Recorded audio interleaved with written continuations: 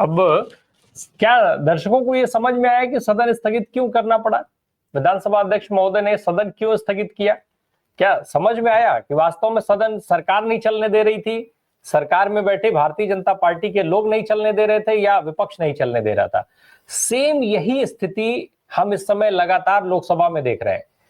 लोकसभा में चूंकि वो एक रिवाज होता है, पूछना रहता है आपको सदन स्थगित करने से पहले, तो बिरला साहब बार बार ये पूछते हैं कि आप सदन नहीं चलने देना चाहते हैं, और तब मुंडी जो है विपक्ष की तरफ घुमा लेते हैं। आप सदन नहीं चलने देना चाहते हैं, सत्ता पक्ष सदन चलाना चाहता है क्या?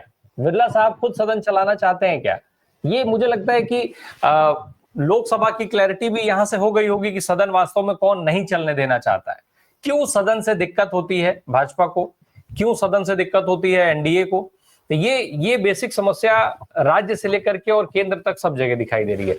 सकीब, ये जो विवाद है जिसमें लालू यादव को टारगेट किया जा रहा है तेजस्वी को डाउन करने के लिए, तेज प्रताप यादव के लिए भी कई, उसमें तेज प्रताप यादव की भी एंट्री अलग अलग रास्ते से करा ली जाती है। अब गाड़ी को लेकर के कुछ बताया जा रहा है कि उन्होंने सम्राट चौधरी की गाड़ी ठोक दी, ये सब सारी चीजें हो रही हैं। असल में क्या ये सारी चर्चाएं सिर्फ एसआईआर से हटाने की हैं? सारा विवाद इसीलिए क्रिएट किया जा रहा है कि बड़े बड़े विवाद क्रिएट हो ताकि लोगों का ध्यान थोड़ा एसआईआर से डाइवर्ट हो और खेल चलता रहे? देखिए राम प्रकाश भाई, सदन सत्ता पक्ष की पूरी स्ट्रेटेजी है कि ये जो 4-5 दिन का सदन है, अंतिम सत्र है, इसको इसी तरह हंगामा करके बार बार स्थगित करवा करके जो विपक्ष के जो सवाल हैं, जन सरोकार के जो सवाल हैं, उसका जवाब देने के बजाय इसी तरह से हंगामा करके, तू तड़ाक करके, गाली गलौज करके, धमका करके, इस तरह से ये इतना सा टाइम किसी तरह से निकाल लो। अंतिम सत्र है, उसके बाद तो फिर चुनावी भाषण होगा, फिर चुनावी मंच से आप जो बोले, फिर कोई आपको गरिमा वाली बात तो रहेगी नहीं कि आपको सदन की गरिमा बनाए रखनी, आप गाली दे दीजिए जा करके। अभी शैलेंद्र भाई बिल्कुल सही कह रहे थे कि नीतीश जी को हम क्यों इसका बेनिफिट दे रहे हैं। नीतीश जी तोरा माई के तोरा बाप के करते रहते हैं सदन में, और तेजस्वी लिहाज करते हैं। बिल्कुल सही कहा शैलेंद्र भाई ने कि तेजस्वी उस तरह से जो है बदतमीजी से बात नहीं कर सकते हैं नीतीश से, वो एक लिहाज करते हैं और उसका वो फायदा उठाते हैं, अपने उम्र का, अपने अनुभव का। बहुत बहुत सही कहा शैलेंद्र भाई ने। और ये पूरा देखिए, ये पूरी तैयारी है, सत्ता पक्ष की पूरी तैयारी। और जो बातें हम लोग समझ रहे हैं, जो बातें अभी धनंजय भाई कह रहे थे कि उनको कोई कंट्रोल कर रहा है पार्टी, क्या नीतीश जी नहीं समझ रहे हैं क्या? क्यों आखिर उपेंद्र कुशवाहा ने 20 जुलाई को ट्वीट किया, निशांत को जन्मदिन की बधाई दी और उसके बाद एकदम क्लियर मैसेज किया कि देर हो जाएगी। देर हो जाने का क्या मतलब है? क्या उपेंद्र कुशवाहा इस बात को समझ रहे हैं कि उनके पीछे कोई खेल हो रहा है? और कल गिरधारी यादव ने उपेंद्र कुशवाहा की बात को लेजिटिमाइज किया है, जो बांका से जदयू के सांसद हैं। उन्होंने कहा है कि ये लोग शिंदे बनाने का काम करेगा तो हम लोग नहीं जाएंगे क्या उधर? हम लोग गए नहीं है क्या? आप गिरधारी यादव के पूरे बयान को देखिए जो उन्होंने न्यूज 24 को दिया है। जब उन्होंने कहा, न्यूज 24 के रिपोर्टर ने उससे पूछा कि आप लोग उधर भी चले जाएंगे क्या, पाला बदल सकते हैं, तो उन्होंने साफ कहा कि हाँ बिल्कुल, हम लोग गए नहीं है क्या? महागठबंधन के साथ भी हमने सरकार बनाया, फिर हम इधर आ गए, फिर उधर चले गए। तो फिर अगर ये लोग जो है हमारे नेता का शिंदे बनाने की कोशिश करेगा, फिर हम लोग उधर चले जाएंगे। ये ऑन कैमरा नीतीश गिरधारी यादव कह रहे हैं, एक राष्ट्रीय न्यूज चैनल पे कह रहे हैं। और इसका मतलब है कि जदयू के सांसद को इस बात का अंदाजा है कि नीतीश के खिलाफ कोई खेल चल रहा है। ये आप, वो पार्लियामेंट का मेंबर है, वो कोई छुटभैया नेता नहीं है, प्रखंड स्तर का अध्यक्ष नहीं है। वो बांका लोकसभा से चुन के निर्वाचित सांसद हैं पार्टी के। 12 सांसदों में मोदी के सरकार जो खड़ी हुई है जिस बहुमत पर, उसमें 1 वोट है उनका। अगर वो अभी इस्तीफा दे देंगे तो मोदी सरकार के पास जितनी संख्या है सदन में, उससे 1 कम हो जाएगी। एक ऐसा जिम्मेदार पद पे बैठा हुआ व्यक्ति अगर ये बात ऑन कैमरा कह रहा है एक राष्ट्रीय चैनल पर कि अगर ये लोग हम लोग को शिंदे बनाने की कोशिश करेगा तो हम लोग उधर चले जाएंगे, तो बहुत साफ है कि अगले मतलब पार्टी के अंदर में ये बातें चल रही हैं। लोग समझ रहे हैं इस बात को कि हाँ, ये खेल भाजपा खेल सकती है, खेलने जा रही है। उपेंद्र कुशवाहा जैसे सीनियर नेता, जो अलग भले ही है नीतीश जी से, लेकिन हमेशा उनको अपना बड़ा भाई मानते हैं। और हमेशा नीतीश जी को भी देखा गया है, जब भी आप उपेंद्र कुशवाहा की राजनीति को डावाडोल देखेंगे तो नीतीश जी उनको सहारा देते हैं। कभी विधान परिषद में भेज देते हैं, कभी राज्यसभा में भेज देते हैं, लेकिन उनको बैकअप देते हैं नीतीश जी, हमेशा अपने साथ रखते हैं।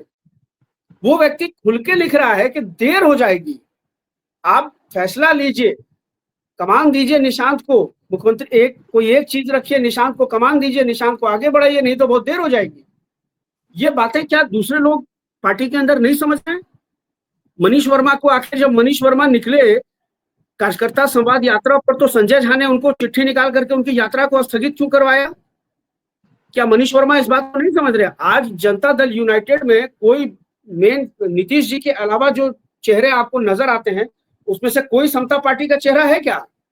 अशोक चौधरी बाहर से आए, संजय झा बाहर से आए, तो समता पार्टी के लोग कहाँ हैं नीतीश जी के प्रति, जो वफादार थे, जो लॉयल थे?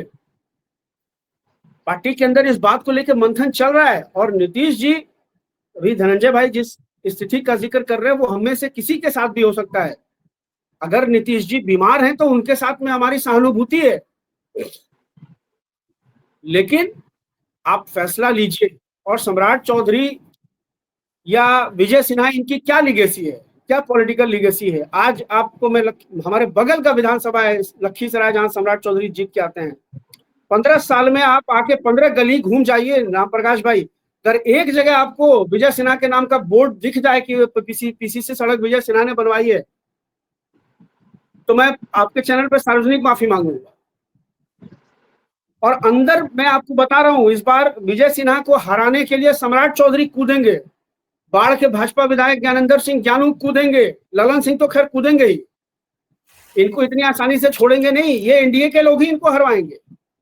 और इन्हीं सब बातों से ध्यान हटाने के लिए ये तेजस्वी के साथ इस तरह से गाली गलौज, ये वो, और एसआईआर जैसा गंभीर मुद्दा। आप देखिए, चुनाव आयोग ने डेटा जारी कर दिया, 21.6 लाख लोग मृत हैं। क्या उनके परिवारों ने आपके पास कोई डॉक्यूमेंटेशन किया?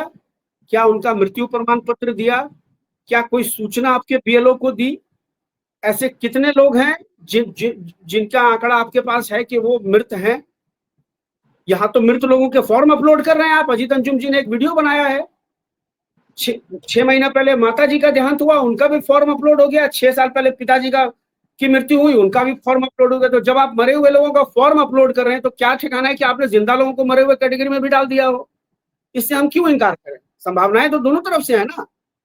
जब आप मरे हुए लोगों का फॉर्म अपलोड करके उसको डेटा में ले सकते हैं, आंकड़े में ले सकते हैं, तो जिंदा लोगों को मार के भी उसको डेटा में ले सकते हैं।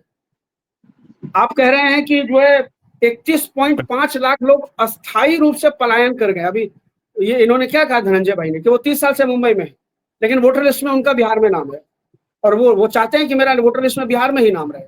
आप कैसे तय कर ले? क्या कोई डेटा आपके पास, क्या आंकड़ा क्या है आपके पास, क्या मैकेनिज्म है जो आपने ये आंकड़े जारी कर दिए कि इतने लोग मर गए, इतने लोग नहीं मिले? आप कह रहे हैं 7 लाख लोगों का क्यों डुप्लीकेसी है? और अभी डुप्लीकेसी पे धनंजय भाई बात कर रहे थे, जब आपने आधार कार्ड से एपिक नंबर को लिंक कर दिया, अगर किसी व्यक्ति का 2 जगह नाम है, एनरोल्ड है, 2 एपिक नंबर है उसके पास, लेकिन आधार तो उसके पास एक ही है, तो जो एपिक नंबर आपने आधार से लिंक कर दिया है वो वही रहेगा वैलिड, बाकी दूसरा तो ऑटोमेटिकली निकल जाएगा, डिलीट हो जाएगा।